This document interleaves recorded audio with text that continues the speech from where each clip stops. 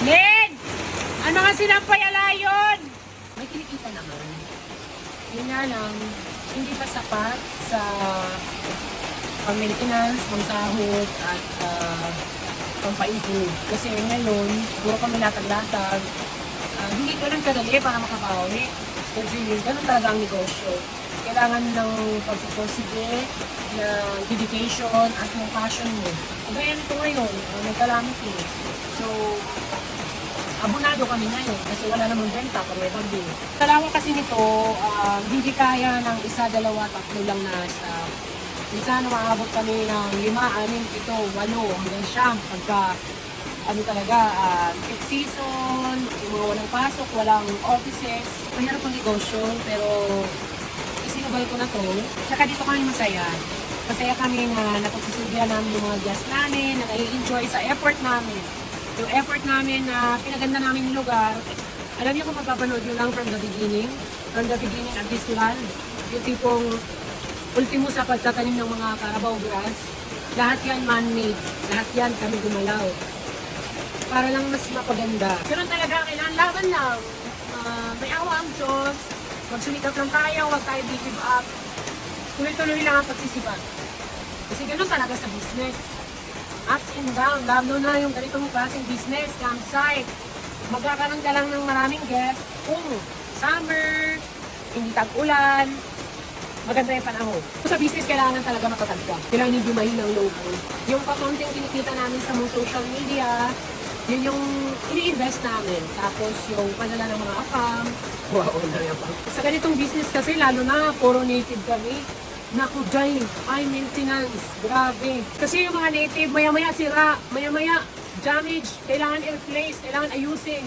Yun kasi yung mga gusto ng mga guests, yung mga ganyan lipa, pigon, basta yung something like province vibe, yung mas mapapag-feel mo sa yung mga guests na nasa bakasyon talaga sila. Kasi when they back to the city, more on concrete, more on buildings, more on cements, yun yung gusto ko mapapil sa kanila, yung parang nasa ibang lugar sila, nasa bakasyon talaga sila. Yung, ang mapipil nila yung nature. Kasi Gialan, nature is spirit. Regarding naman sa mga nire-request nyo, at mga gusto nyong i-put up namin, idagdag dito, huwag kayo mag-alala. Lumabasa namin yung lahat. Yung inuuna lang namin, yung mga sinasuggest nyo, na kaya naman. Pero pag hindi talaga kaya, wait lang kayo. I like your suggestions, I like your ideas na mga binibigay sa amin. Nababasa namin yung lahat. At we really appreciate it so much. Na alam niyo yun, part kayo. Gusto namin part kayo ng pag-grow at success ng The Island. And I thank you so much. So, ayan na nga guys, nag-uwian na yung mga guests namin kasi lalong lumalakas na po yung bagyo.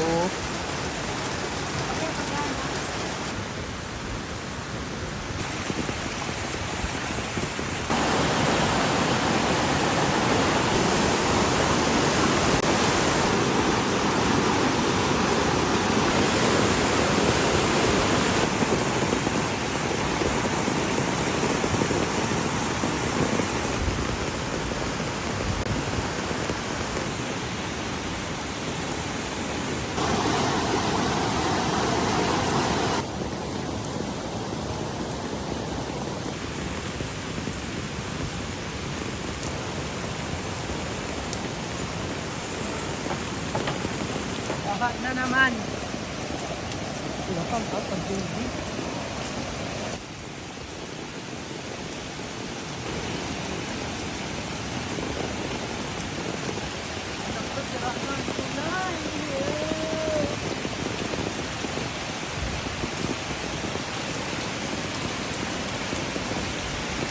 Matibay pa.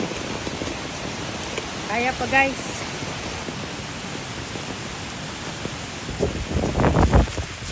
Gusto ko sana kayo i-update sa mga rooms kaso ang lakas na ng hangin guys. Nakakatakot yung mga niyog. Naglalaglagan na yung mga paklang. Mga dry leaves.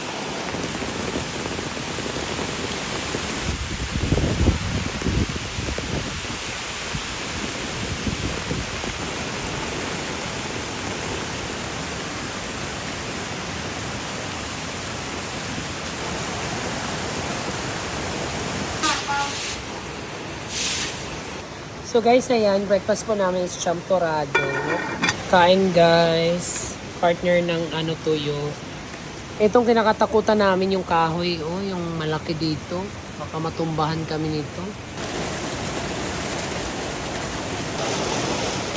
Guys, may malaki kaming problema. Akala ko kanina yung pagiging problema lang namin is yung pagdaan ng bagyo. Yung kalsada na dinadaanan papunta dito sa amin, nag-landslide. So, yung kalahati, natibag na, bumagsak na doon sa may ilog. Yung kalahati, nanatili pa rin. Pero parang pwede pang daanan ng habal-habal. Sana naman ay ma-action na kaagad at maayos na kaagad. Malaking epekto talaga to sa amin, lalo na sa mga staff ko, lalo na sa amin. Pag bumalik na ulit yung magandang panahon, kung may mga pupunta dito na may dalang sasakyan, pwede kayo mag-park sa bayan, tapos sumakay na lang ng habal-habal papunta dito sa The Island. Hindi ako sigurado kung pati yung motor, pagbabawalan ng makadaan, pero sana naman maging okay na yung lahat at yung sitwasyon. Sana magawan agad ng aksyon, please. Kasi malaking apekto talaga ito sa amin, lalo na yung mga may hanap buhay dito sa area namin. Laki na nabawas oh. Almost kabilang lane ang natanggal oh. Di na not possible makadaan yung mga sasakyan. Motor na lang pwede.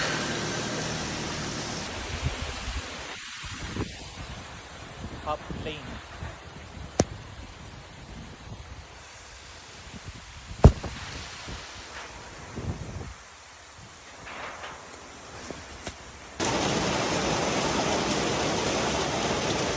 Guys, inangat muna namin yung bamboo blinds. Tapos si ate nagluluto ng koron. Harap. Nabuto yung basta. Bahan na yung part dito guys, kaya si Bella inilipat na ni Charles.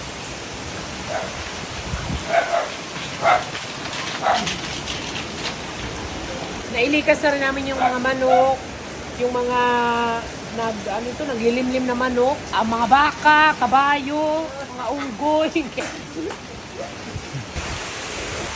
Grabe, ang taas na ng tubig, sobrang lakas.